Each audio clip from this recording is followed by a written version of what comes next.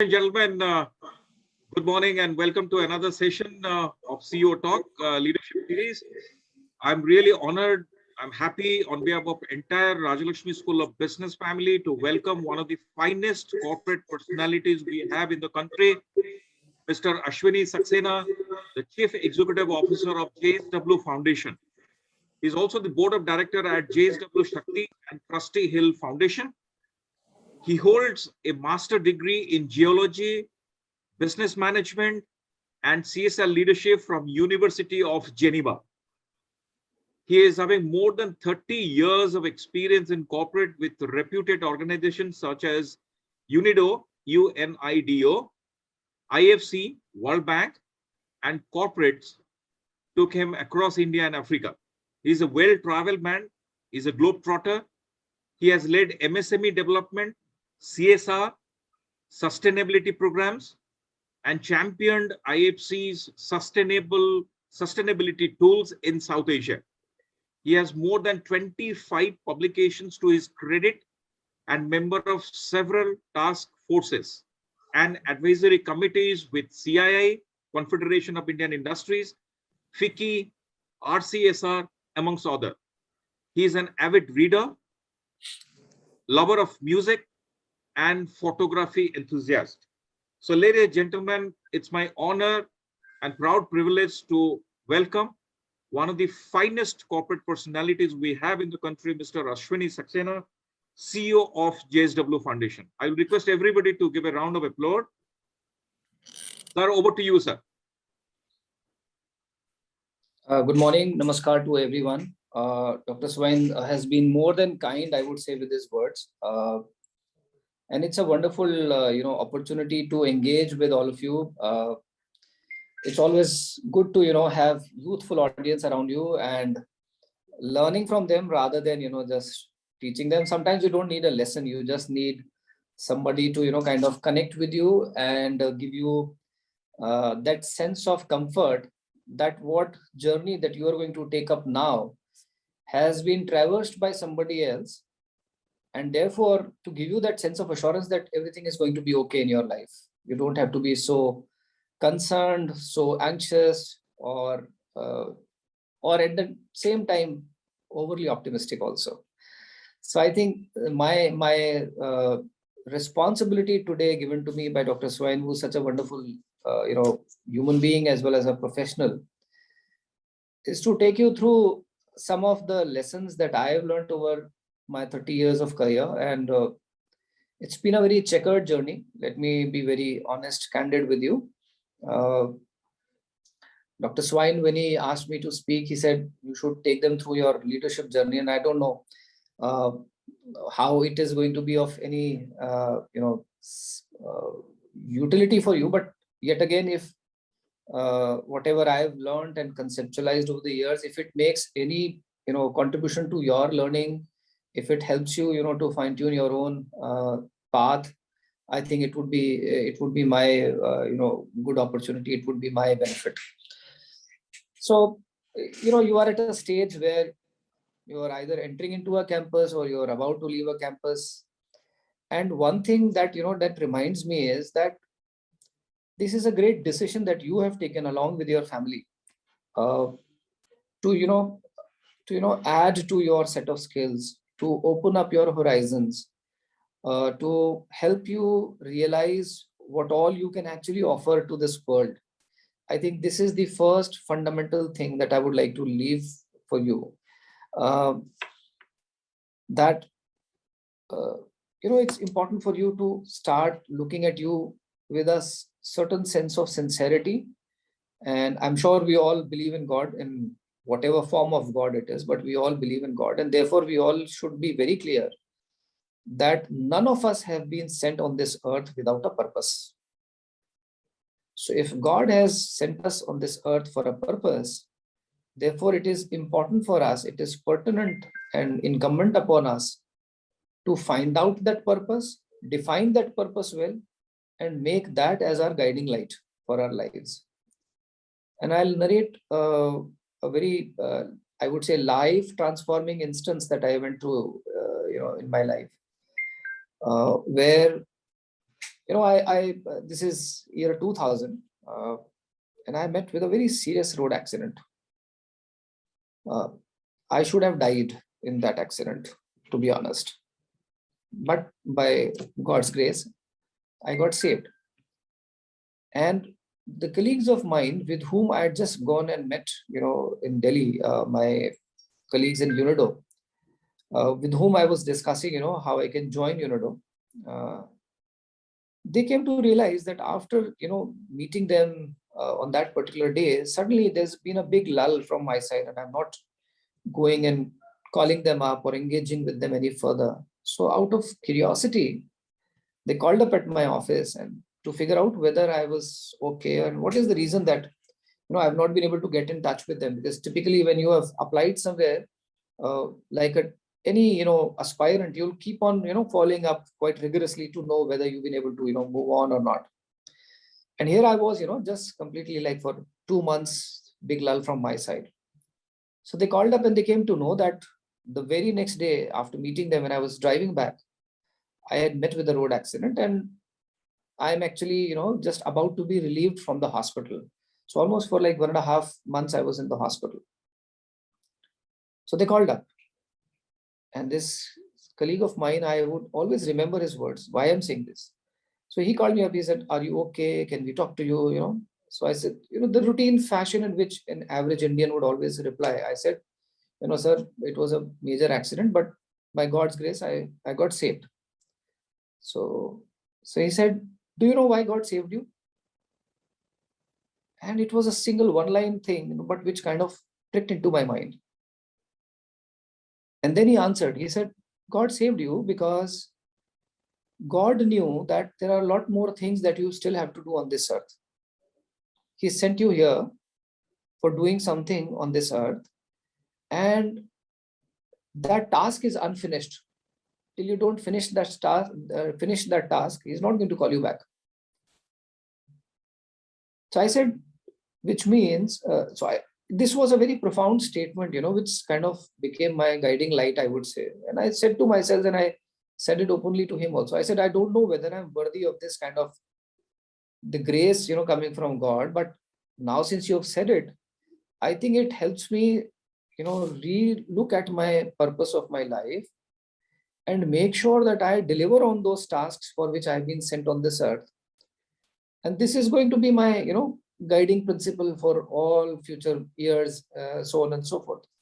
20 years, 21 years have gone by, but that single line statement, which this colleague of mine said it as a matter of fact, has stuck with me. And I'm sure it is always going to guide me, it's going to be my North Star. So coming back to my journey, I started off as a geologist, but let me tell you, even before starting as a geologist, like any average middle-class Indian boy, I struggled with a number of jobs. Not struggled, I would say, I applied, kept on applying for a number of jobs, applied for them, succeeded in some of them, got the interviews cleared. And I did a whole range of small little things, 6 months there, 1 year there, 13 months somewhere. Finally landing up with a job which was close to my heart, doing, mineral exploration, mineral-based industries, and so on and so forth, which was attached to the qualifications that I had. And therefore, I was quite excited that, yes, I've landed up with a job which is aligned to my qualifications and which is going to be, like now my lifelong path. But the exposure that I got, the kind of experiences that I gained by working across the entire state, I could realize that there's a lot more to be done. And that lot more to be done cannot be done only by doing what I'm doing in this institution. So a revelation came over a period of time that, okay, this is all fine. And then I moved on to another organization, which had a very small little element of the work that I was already doing. So I went there to believe that the technical skills that I possess I would be able to put them to good use, and therefore would be able to, do more good. That's the way I looked at it. And as luck may have it, when I landed up there, they said, no, but this portfolio is being looked at after by somebody, and he's not keen on giving it to somebody else. So you'll have to do something else. I was like, I said, okay, but this is all what I had learned over the years. I said, okay, let me try something new. And I would give this, respect and this, recognition to that senior colleague of mine who exposed me, who told me that for 1 month, you are only going to read whatever has been done in this organization. You just go through every single piece of paper that lies in this office. And that's how I got exposed to the rural non-farm sector policy, RNFS policy. And rest is history. After that, I never looked back. I never thought that I would be only working on minerals and mineral-based industries. RNFS policy exposure, the understanding of a whole range of sectors, learning from my peers, learning from my colleagues, asking questions, maybe foolish for them, but pertinent, important ones for me. I learned on a whole range of sectors while working in that organization. And that exposed me to, get into MSME development and cluster development with UNIDO and PPP projects with ILNFS and later on sustainability tools with IFC. So the lesson that I would like to leave behind for you to kindly consider is what you possess is already there with you. One good thing about knowledge, one good thing about education is that whatever you take inside doesn't go out anywhere. Whatever you've learned. Nobody can take it away from you. But what new you can acquire is again going to add up. And the amalgamation of this different kind of informations is going to be extremely unique for you. So the idea of learning and unlearning and relearning, I think that has helped me imbibe so much of information. I would not use the word knowledge. I don't know whether I'm still knowledgeable or wise or not. I think it's a long journey. It's a continuous process.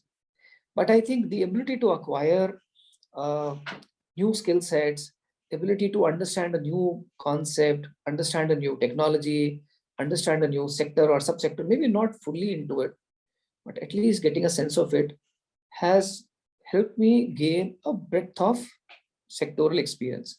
That wide breadth of expertise, I'm using the word expertise only from a loose sense, please. Pardon me for that. The wide range of exposure to various kinds of sectors today helps me in helping and hand-holding my team, which is working on various kinds of sectors. So as a generalist, as I've grown, from a geologist, exploration scientist to a CEO of a foundation, the journey is pegged with learnings all across, learning from Dr. Swain, learning from maybe Vignesh, who's there with a beautiful mustache and beard. I can see him here. Learning from every one of you and assimilating all that knowledge, assimilating all that information, and then synthesizing it inside. I think that has kind of worked well for me. The second thing that worked very well for me was to embrace change. When my son was supposed to go to 11th standard in his school, yet again, a new school, and I was filing his application form in the school, I was a bit ashamed because for 10 years of his school education and 2 years of preschool education, which means say about 12 years of education, he had already seen 8 different places. And when I told my son, when your son is in grade 11, I'm sure he's mature enough, to discuss with you on your life journey and all that. So I told my son, I said, isn't it so strange that, for 10 years of your school education, you've already changed 7, 8 locations? So he said, no, but you only, took us around the globe. And rather than looking at it as a challenge, I look at it as an unprecedented opportunity. Because I've been able to, make friends across the entire country, outside the country. I've been able to see so many different kinds of cultures. I have come to learn so much about Africa, which perhaps an average Indian would never be able to learn. I've gone and seen so many different places. So I think, to me, that was a point of satisfaction that some subtle lesson has already gone into his life, even in just, by the time he's in 10th standard or 11th standard of his school. So what I'm saying is embracing change. And this change happened why? Because this change was accepted and I would say appreciated, not just by me, but my entire family. And that brings in another very strong element, which is that I've always kept my family together with me, no matter wherever I've gone and worked, no matter how difficult conditions they may be. But we've always stuck together, stayed together. And that's what I suggest. So much so as it is possible to keep your bonds alive, to keep your relationships intact, to keep that warmth, keep that affection alive, because that's going to be your strength, your point of strength, that social cohesion that you're going to build. And not just with your families, but with all those people whom you get in touch with. So that warmth, that connect that you create with people is always going to stick with you. Coming to the third element which comes to my mind is learning from everyone, as I said, because learning has no color or hierarchy. Learning has got no degrees attached to it. Today only I was reading somewhere, some of the leadership lessons that a farmer can teach all of us. And I found it to be very interesting. A farmer doesn't shout at the crop for growing slow. The crop has to grow at its own pace. So the farmer doesn't shout at the crop. The farmer doesn't uproot a tree till the time it has not fully served its purpose. A farmer keeps on adding, manure and keeps on giving water to that plant, allowing it to nurture. So which means that so-called illiterate farmer also demonstrates a certain set of leadership skills by which he nurtures, which feeds our stomachs. So it's a very subtle, profound lesson, but I think it's very thought-provoking, perhaps, that how do we nurture people around us? How do we help them grow? Because their growth, in a sense, is going to define our growth. A key shift from campus to corporate, what Dr. Swain was asking me, to talk about, reminds me of a very unique story. Again, a life lesson that I learned. I went for a campus recruitment. I'll not name where because that would help somebody to identify whom I'm talking about. 2 youngsters I hired. The first one came and we sat together and we discussed, okay, this is what we expect you to do. And that person was immediately onto the task, asked some questions about how to go about it, etc., etc., and then was applying, to the task given and learning out of it and sharing experiences. The other one was a very interesting character. So comes and sits in front of me on my table and says, so before we start, I want to ask you a few questions. I said, yes, you're most welcome to do that. So he says, first of all, whom am I going to report to? Number 2, how many people are going to report to me? Number 3, what is going to be the exact designation on my business card? And I think, yeah, basically these 3 questions. So I said, okay, these are very simple questions and I can answer them right away. So who reports to you? To whom do you report to? You'll report to me. And who reports to you? I will report to you. And as far as what designation you want to write on your business card, so let me just call my office colleague. I called him. I said, get a blank business card and ask this person to write whatever comes to this person's mind as the most befitting designation that would, be commensurate with the background this person has. And are we then good to go to start talking about the real work that we have to do? Needless to mention that the first person today heads a very big regional research institution, has grown over the years, matured as a great professional, completed a PhD also, and is contributing to a great organization with the skills and the experience acquired over the years. The other person, I'm not even in touch today, was in touch till about 5 years ago. But don't know what that person is doing today, whether doing good, not good, I don't know. But these two journeys are there in front of my eyes. And when I look back, I realize what was taught in the, Dr. Swain, pardon me for that, but what was taught in the management school was about hierarchies, designations, reporting structures, how much budget you are going to handle, how many people are going to report to you. All that is rubbish, I'm telling you. It just does not hold good in real life. Whether you handle 5 people or whether you handle 55 people, whether you are reporting to one particular person or whether you're reporting to a board, at the end of the day, what you are creating as value is what matters. And I think this humility to always keep in your mind, despite whatever MBA or whatever fancy degree that we acquire over the years, this humility takes you a long way. At least I've seen it in my life, that being humble is the biggest virtue that you can ever have, because A, it keeps the other person at a comfort. B, it also takes away a lot of anxiety from your mind.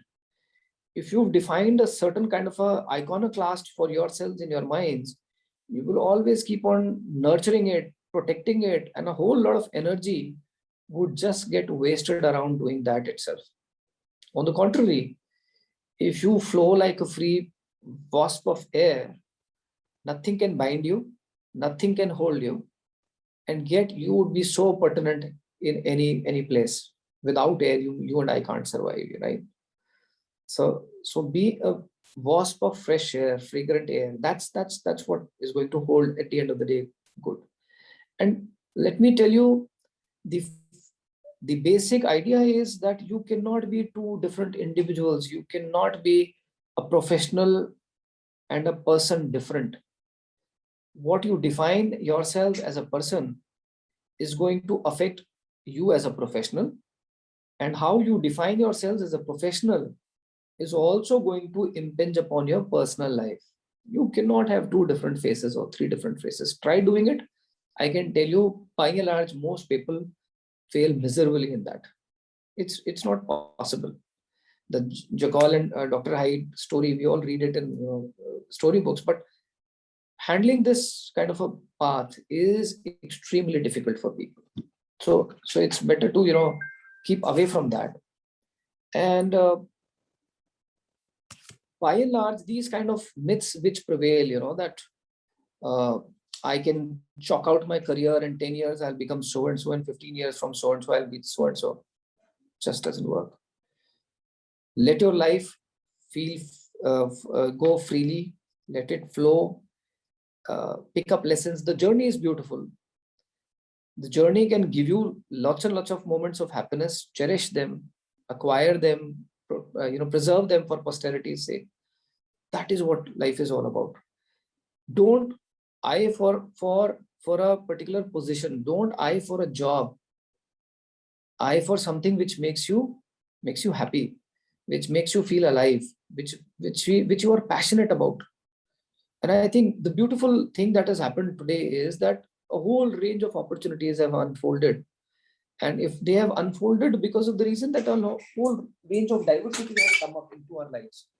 So it's no longer important. I'm trying to, log in at the same time from another laptop, because I might run out of battery in the other one. So just allow me, while I'm talking to you, do that as well. So this is what my thought process is. Tools, techniques, I'm sure Dr. Swain and his team is going to impart. You must have acquired a lot of them. Your parents will give you a lot of learnings. I've learned a lot from my father and my mother. They also have a lot of lessons to give you from their professional life also. And important thing is, how do you apply those to your context? Thinking, being reflective about what you do. Whatever I'm talking to you today is is on the basis of about 15 to 20 minutes of reflection that I do every day. I keep on looking back on my life. I keep on thinking on what went right and what went wrong. I keep on, envisioning what next we should think about. As an organization, what is the new direction that we should take? What is it, the new frontier that, we need to be, looking at, where the world is going around. I think all these, influences, the inputs that you get are very, very important. So the more open-minded you are, the more, open to criticism, the more open you are to, new experiences,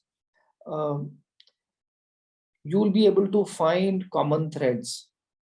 When I went to Africa for the first time, many people thought that, oh, you're going to Africa, how would you live there? I said, the way people live there, as simple as that. People like me are living there. Similarly, I'll also go and live there. And so would my family as well. There was no sense of fear, I can be very honest with you, in my mind, that as if I'm going to a new country, how am I going to survive there? And there were a lot of unique challenges. There were a lot of unique, small little things, I would say. Today, we don't talk about them as challenges. We talk about them as great experiences. And small little things. Something as simple as, going to find out a proper guy who can do a good haircut for you. Something as simple and mundane as that. In a country where tonsuring the head is the only thing that they do, because the hair there is quite curly and it kind of ingrains into your head. And so therefore, it's a practice that they simply tonsure their head once the hair becomes too prickly. I'm giving you a very simple, routine example, but which tells you that, a lot can happen. And if you get bogged down by all these small little things, that how we keep on looking around differences. My experience is, if you keep on looking at similarities, your life is much easier. I'll stop at this, and it would be a good idea, to maybe take questions if you have in your mind, any specific important topics that I might have missed out, which are ringing in your mind, that, Dr. Swain introduced somebody, like in such a big way and whatever, and the guy is just talking, something which doesn't make sense to me. So I'm open to your questions, because I think that would be a very guided kind of a input to you. Whatever little I know, I'll be very happy to share it with you. And believe me, I'll be very honest and candid with you. I don't have any big fundas. Life has to be enjoyed. It is very simple. The more you make it simple, better it is for you and better it is for everyone. So I think that's recording in progress. That's recording in progress. So I'm just logging out from this one machine. Recording in progress.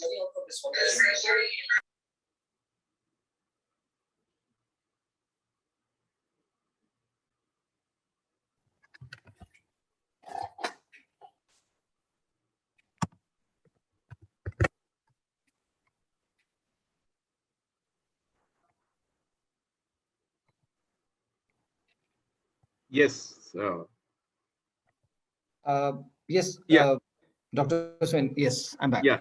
So thank you very much, sir. I mean, it's a wonderful. I mean, how easily you have put forward more than 3 decades experience in such, time is unbelievable. And ladies and gentlemen, before you come and interact with sir and ask questions, let me sum up what sir talked about. He talked about finding and defining life purpose. Don't underestimate the step-by-step approach in life. Learning is very important. Learning, unlearning, and relearning. Sectoral experience across the sector is very, very important, because later stage, when you become a CEO or a top executive, it will help to manage your team. He talked about embracing change, see challenges, not as challenges, but as an opportunity. And he was giving the example of his son and the interaction between both of them. He talked about family bonding and relationship with the society. He talked about learning from everyone is very important.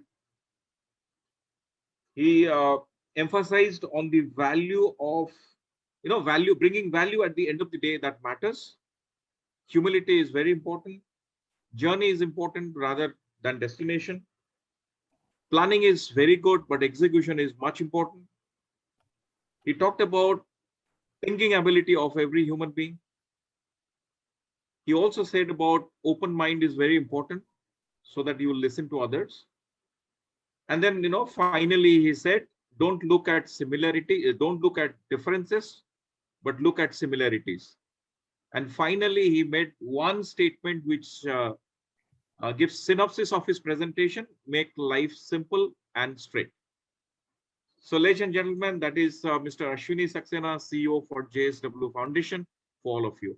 Now, the floor is open for question, answer, and interaction. Please tell your name and ask the question. Over to you. So I think Janani is the first one who raised her hands. That's Please. great. Good morning, sir. This is Yeah, please. Janani. Can you share your experience in working with World Bank, sir? Oh, okay. It was a great knowledge, I would say great knowledge acquisition, I would say. I used to look after a linkages program.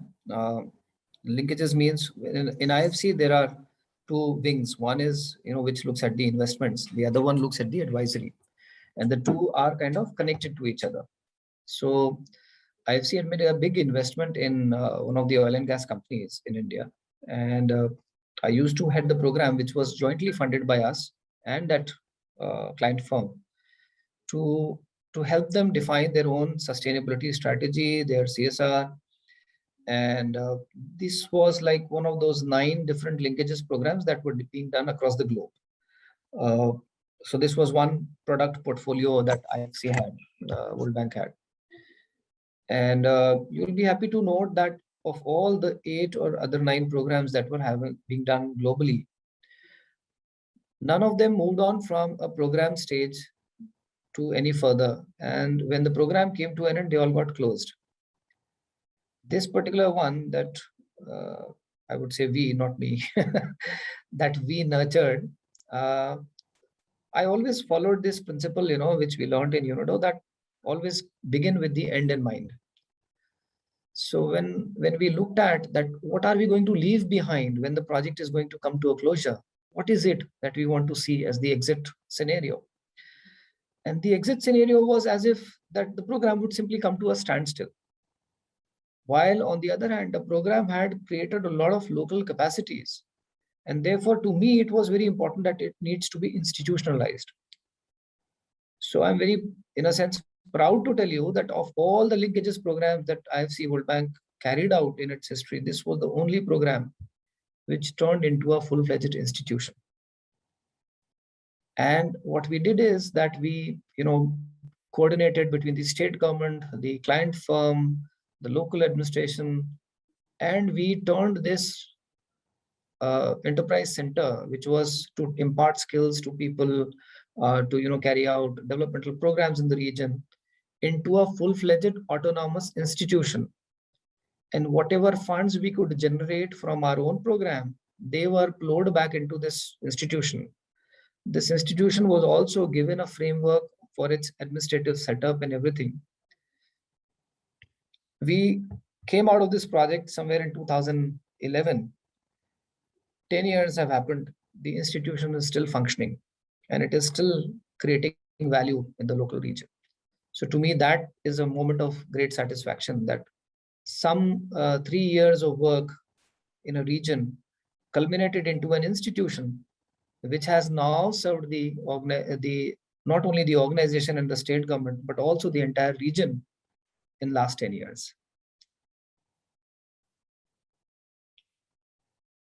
Does that give you some glimpse of the work, Janani? Is that okay with you? Yes, sir. Thank you so much, sir. Pavitra, I think I can see the next one. Good morning, sir. Good morning. Good morning. Please go ahead.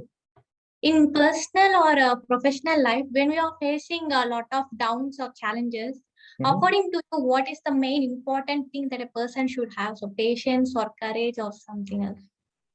Patience and optimism.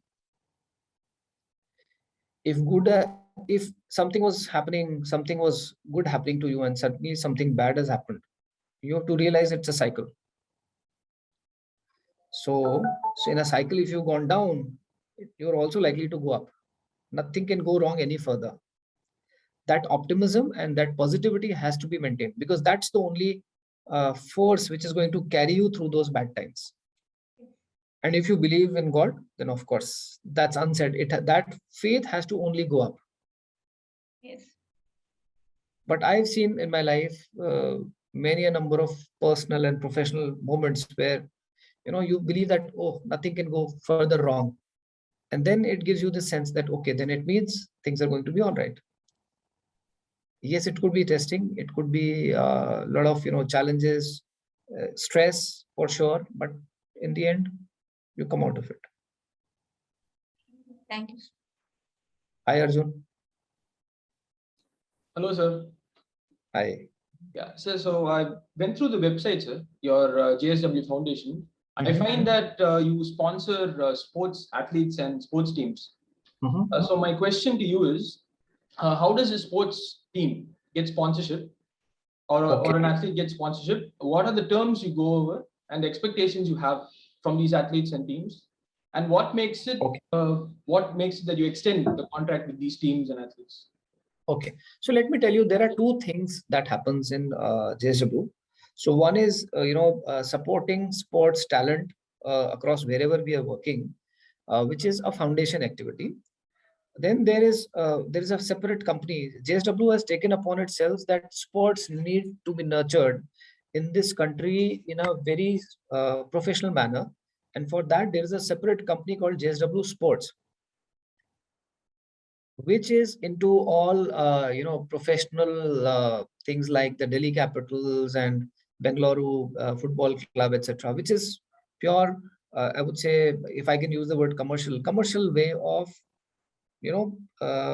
marketing sports, taking sports to the next level. That's one. The third element, which is being big way supported by JSW Sports as well as by us, is called the Inspire Institute of Sports. It is one of the first of its kinds in the country. It's a world-class Olympic level status institute for sports. And this Inspire Institute of Sports supports a certain set of sports activities. Boxing is one of them, weightlifting is another one, some track and field events, etc.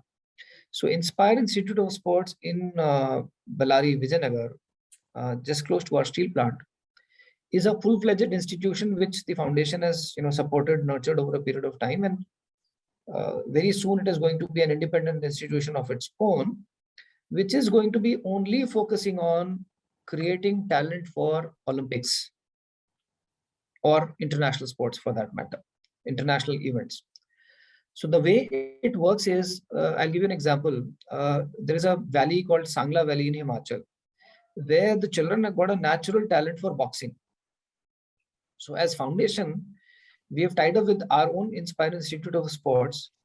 It is building the capacities of the local coaches there. We take care of their training. We take care of their nutrition. We take care of their education.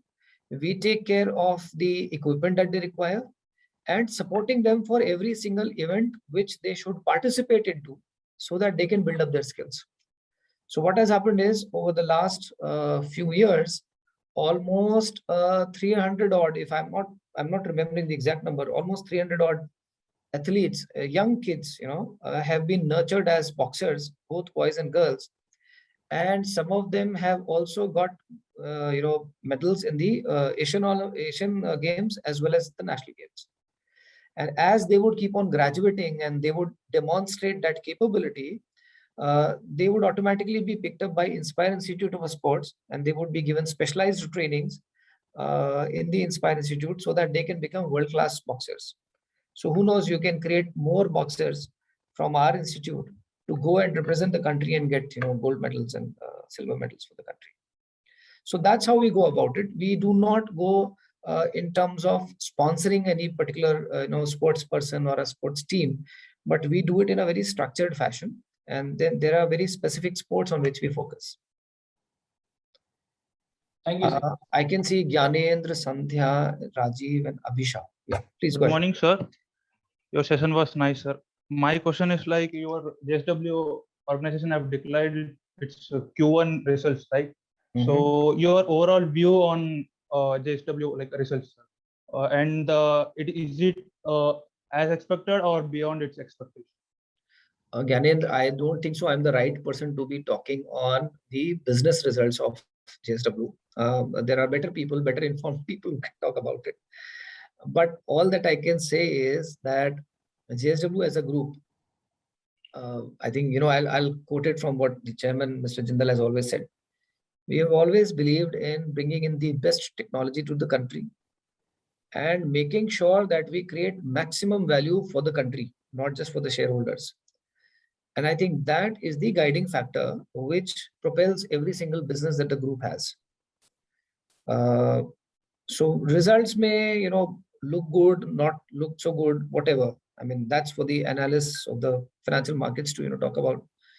But the philosophy that the group follows is pretty simple. This, that bring in the best technology, do as much as you can towards, safeguard of the environment, the social, connect with the people, and bring in the best products, for the people. People of this country should not be deprived of best quality products. That's the whole idea. Sandhya, you had a question, please. Good day, sir. I have two questions. One is, when Jindal started, it would have started as an entrepreneur, the JSW. So what was the situation? What was that point where they felt, no, it's more than an entrepreneur can handle, it has to become a company? Okay, interesting question. Perhaps you should be asking this question to Mr. Jindal. That's what I was hesitant, but okay, as No, a it's okay. CEO But of JSW, how is it? yes, but what I have learned from him, heard from him, I can tell you from my own understanding. I think it's a very, it's a very organic process. It's a very organic process by which, an engineer turned into an entrepreneur, and that entrepreneur kept on creating, surplus by which the size of the organization could grow. And as the organization kept on growing, automatically, typically this is the way most institutions get nurtured. This is most of the way most, I would say, organizations, grow over a period of time. That as the size grows, the size requires a certain kind of a system and process to be put in place. And slowly and steadily, that system and process starts defining the overall structure of the organization. And the culture, of course, starts prevailing from what the initial entrepreneurship, was about, and what kind of people got acquired over a period of time, and what kind of an environment, a culture they could create in the organization. So I think that's the natural process with which any organization grows. You never begin with this thing in mind that I'm going to create a company which would have 5 verticals and 5 CEOs and 12 CEOs and so on and so forth. It doesn't work like that. It always begins small. And as it keeps on growing up, you keep on adding in people, you keep on bringing in, the right kind of skill sets. And that's how the organization grows. I can tell you about the journey of this foundation itself. In last 4 years, the foundation has acquired a structure. The foundation has adopted a lot of, processes and systems in place. The teams have grown. The footprint has increased. The budgets have gone up. And as the budgets have gone up, so has been the, footprint and the structure of the organization evolving. And we keep on doing it. I mean, it's not that the organizational structure that was agreed upon in 2017 holds good today. When I joined in 2017, there was a certain organizational structure. It was refined according to the requirements in 2019. In 2021, again, I'm having a relook at it with some good experts helping me on that, to how we can again realign that. So, the needs of the organization determine the structure of the organization. The common thread is the culture, the value system. I think that's what is important. Another small question. So like you told, you keep moving from places due to work, and then, so I've seen people behave or be in a certain way with family, in a certain way with friends, in a certain way with colleagues. So how do you see that? As I said, you cannot be incongruent. You are what you are as a professional as well as a person. And therefore, if you want to have two faces, you will try doing that. It doesn't work. So my experience has been that If you go around looking for good people, you will come across good people for sure. And I can tell you n number of instances which are blobs in the entire life journey, but which have created an impact. I think I've been fortunate in that sense. Since you're saying, I'll narrate an instance to you from Bangalore railway station of all the places. It's a small little journey that I took, but which gave me a profound lesson of my life. My train gets late. The connecting train has already left. And I'm told by the station master that this ticket is invalid because you've got 2 different tickets. You have to go and get this ticket cancelled. And if you have to do any further journey, you can take a bus or something. It's not possible. So I go out, I'm coming to Bangalore station. So while I'm going out, I meet a ticket collector at the station entrance gate. And I asked him, I said, where can I get this ticket cancelled? So he says, why, you don't want to travel? I said, no, I want to travel, but this is the whole situation. I explained it. This guy took my baggage, put it in a small little room, locked it up, went with me to the station manager, the senior person, talked to him in his local language, got my ticket approved for the next train because it was not my fault that the earlier train got delayed by 4 hours. And also helped me getting in my reservation in the next train without any extra penny being given. People talk about corruption in this country. I've seldom come across it. And this gentleman, a complete stranger, I had never met him again in my life. He helped me out just like anything. So how can I say that, I'm 80s, when I grew up as a kid, people always used to talk about North-South divide. And when I traveled across, I could never come across this so-called North-South divide. I found fantastic, warm-hearted people all across, ready to help me.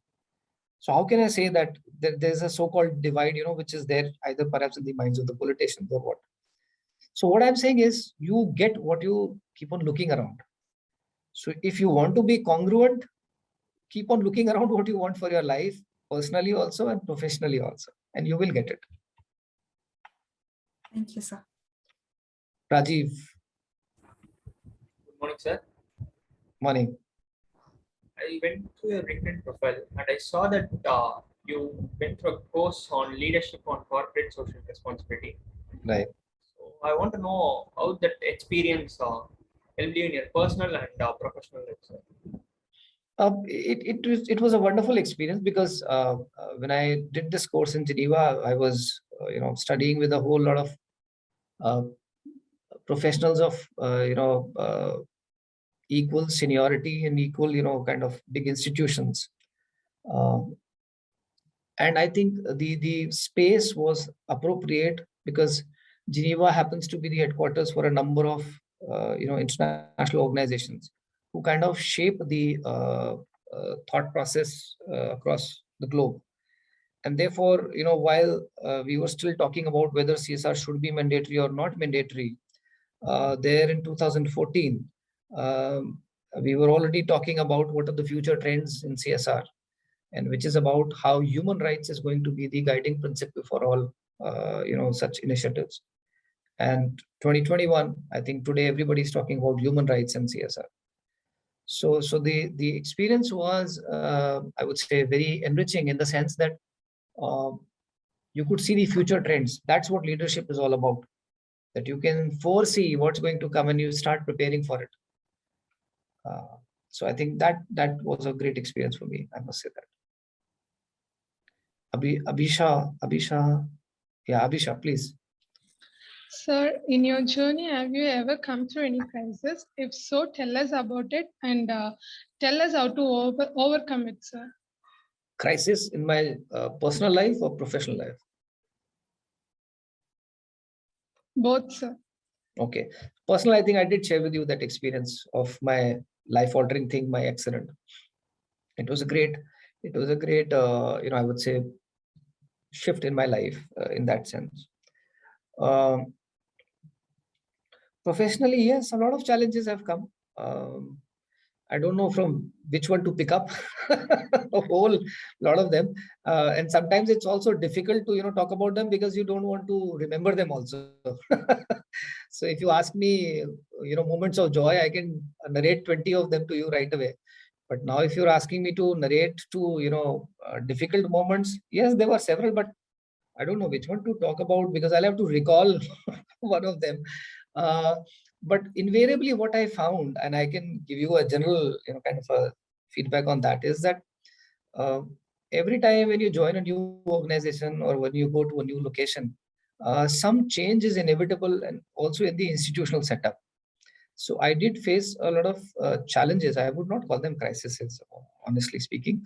But yes, I did face challenges and resistances, in terms of as you're coming in, you want to bring in certain changes in the organization, or you want to, do certain things which have not been thought earlier. So how do you bring people together? How do you make them convince? How do you use your negotiation skills, your articulation of the whole concept? I think that is important. I think that helped me whenever I could, talk about a change that was supposed to be brought in. I could always create the picture, the larger picture, on which everybody could, rally together and, be kind of co-owning it, which kind of helped me in bringing in those desired changes. Important thing to be remembered is that you're not trying to change something just because you want to change it. You're trying to change something when you realize that it is not right for the institution the way it is going. So if your objective is at the institutional level, if it is at a professional level, and it's not a personal vendetta that you've created for yourselves, then things will become easier. But if you simply want to do something because you want to do it, then it doesn't work. I think that's what I can broadly talk to you about. Lots of moments of crisis, for sure. In 30 years, I'm sure at least 30 such moments must have been there. But I don't, seriously, I don't remember many of them. I want to brush them aside and move on. Vignesh, you wanted to ask something. Sir, happy morning, sir. Happy morning. You said learning is a continuous and important process. Two significant things that you have learned from your competitors that attracts you most. Competitors means institutional competitors, or you're talking about personal business competitors? Oh, okay. I don't think so. See, competition, again, this is a word that we are all taught when we read strategic management and all, competitive analysis and all that. It's fine, we should all know that, but the space in which I operate, actually, if you ask me, there is no space for competition. More the merrier, because the kind of work that we are into, more organizations doing good for the community, for the society, better it is.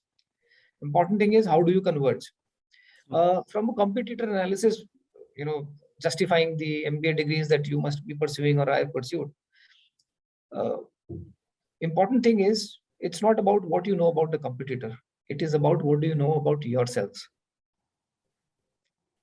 The classical example that we can all look around is the example of DMart.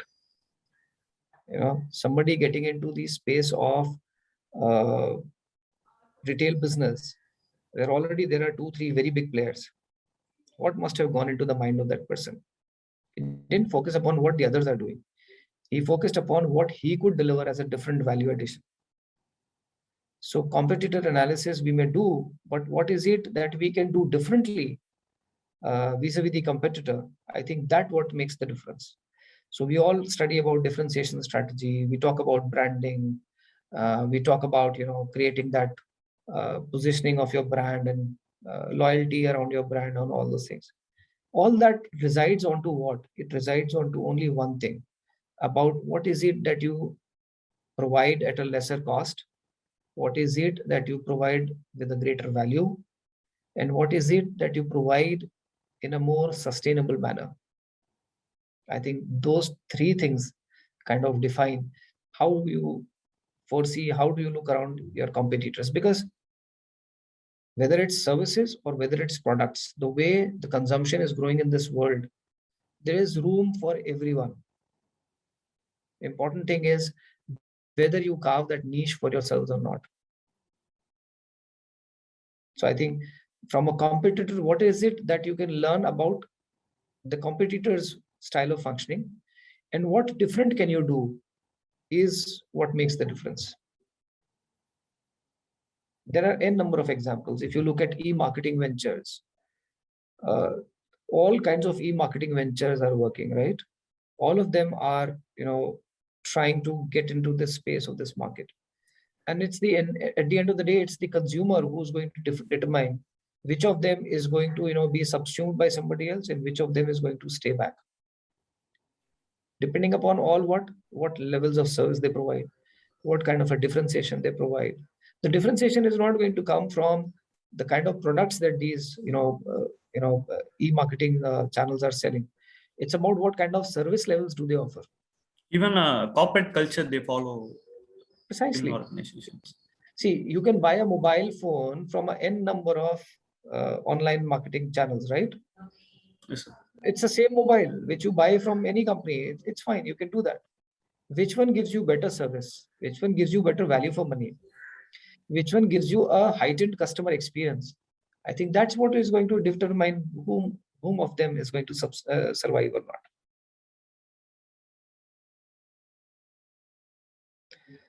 I think quickly we can take two questions. Monish is there and Pooja is there. Oh, okay. So two questions, Sir Max. Sure. Monisha, please. Monisha 24D. Yeah. Are you there? Sir, happy afternoon, sir. Yeah, it's almost afternoon. Tell me, Monish. Yes, it's Monisha or Monish? So Monish. Okay. Fair enough. Go ahead. Nowadays, most of the corporates are concentrating on expanding the business to B and C cities, sir, in this pandemic, investing a lot on them, sir. So what's your opinion on that, sir? Whether is it good to invest on expanding or to secure the same business? What is going on? See, the consumer database tells you that a whole range of people are today in the rural centers. They are in so-called peri-urban centers. So for any organization, any company which has to work in volumes cannot be just sitting in the metros or for that matter in A-class cities. The maximum consumption is happening in the B-class and C-class cities. That is where aspiration is going up. That is where informal economy is creating surpluses also in people's hands. And thanks to the internet connectivity, the aspiration levels have suddenly shot up. While I'm talking about making your life simple, I'm telling you in B-class and C-class cities, there are several people who would be very anxious to get the latest, fancy phone or some fancy gadget, etc. Because, it's a whole cyclic process. You go through a whole lot of things, then again you believe that, okay, let's make it simplified. And then again you go back. So this is the way the curve goes. So therefore, consumption obviously is shifting towards peri-urban and peri-rural areas. And that is where I think the markets are going to shape up. And it's also going to test us because as a demography, we are a cost-conscious market. Even while buying a swanky car, you go and first question that you ask is how much average does it give? So therefore, in a cost-conscious market, it's also imperative for people to shift their operational bases to smaller tier 3-4 cities. And I also look at it as an opportunity for creating job opportunities there in those locations.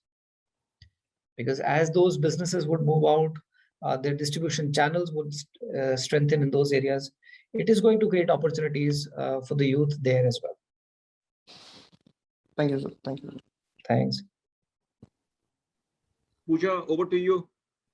Hello, sir. My name is Pooja, and I wanted to know, over the course of your journey, you said that your career is almost 30 years long. I'd want to know, how did you stay grounded during your successes and how it has helped you for you to be where you are right now? I mean, to not get carried away, basically, when you're successful. How does that help? I think whether you like it or not, gravity does function. The gravitational force will always keep you on the ground. You try jumping, you'll again come back to the ground. Jokes apart, I think, I don't know how to put it. you actually don't make an effort towards that. You have to just be conscious about it. Anything that you do effortlessly becomes a part of your persona over a period of time. And I think that helps you. You make certain choices in your life. And those choices then define your personality, and that personality again makes you take certain kind of choices. So it's a virtuous cycle. You want to create a vicious cycle, you can create that. If you want to create a virtuous cycle, you can create that. I think I would actually pass it on. I would, pass on the credit of this to my parents, to my teachers, to my colleagues. I mean, those are the people who have shaped me, to what I am today, whatever good or bad. I think the goodness has all come from them. I must have acquired some vices, I'm sure, over the years, but I think they are the ones who have given me all this. The only way to, I would say a tool, if you ask me to, stay grounded, is to, keep on looking around and be very candid and honest about yourselves. There is no point in having false expectations and false perceptions about yourselves. It gives you a lot of strength if you know who you really are. If you want to be somebody else, you would always, be. And there is nothing wrong. I mean, there are people who are comfortable being bossy. There are people who are comfortable being very brash. It's their choice. It's their life. They want to be like that. It's fair enough. It works well for them. For me, it doesn't work, so I'm not doing that. Or rather, since I'm not doing it, it works for me. So either ways. So it's not about any tool or technique or some trick that I can tell you. I think it happens over a period of time. With more and more gray hair, it keeps on coming to you, perhaps. And I think the sense of assessment across you is always going to give you that humbling experience that there are much better people than you. There are more gifted people than you. There are more intelligent people than you. And again, like what I think Vignesh was asking, so if I do a personal competitor analysis, what do I do? How do I outsmart the others? If that is what I want to do, then there is a rat race. But if I want to have a free flow and go along with the tides, I think then I'm much safer. It keeps me more sedate and comfortable and calm. So it's peace and happiness. If you want to decide that, do that. No tricks, unfortunately, Pooja. Yes, sir, it's okay. It's about defining yourselves, what you are, peeking inside yourselves every day. As I said in the beginning, just 15 minutes, 10 minutes of reflection. That tells you what really makes you happy, what makes you excited. This may look very philosophical as I'm saying it, but if you ask me honestly, this is the way it works. Thank you, sir. Most welcome. Wonderful, sir. Wonderful. Is there any questions from the audience? Ladies and gentlemen, if you have any questions, you can ask. Otherwise, over to Shravani for a formal vote of thanks to our honorable guest.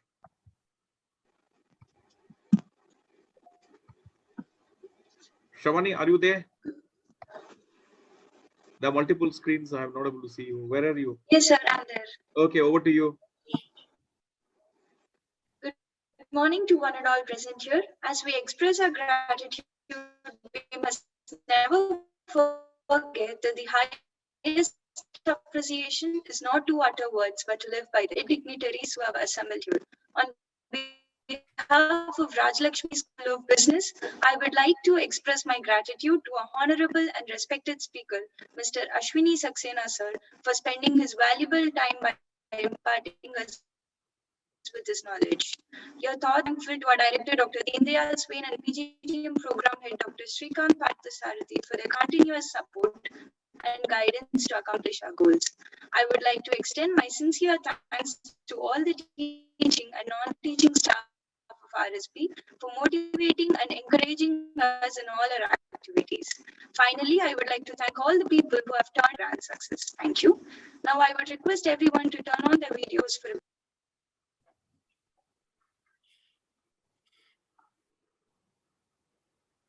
Sir, they're taking a snap.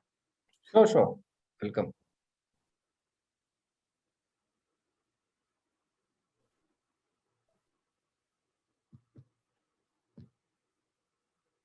Thank you. Sir, thank you very much, sir. It's an honor to host you, sir. Looking forward for some masterclass sessions. And I'm lucky that, because of these students, I've been also enriched with a lot of, insights which were given. Thank you so much for having me here. I must compliment this, the young people that we have here who have already done so much of research. When they were saying that you check your LinkedIn profile, I think this is the knowledge economy. This is the knowledge era. You know about everybody, anybody, just by a click of a button. So all the best to all of you. Do good, be happy, and make people happy around you. Keep your loved ones close to your heart. Life is very beautiful. That's all what I'm saying. It's a great journey. It's a once in a time opportunity given to you. So enjoy this world as much as you can. Thank you so much.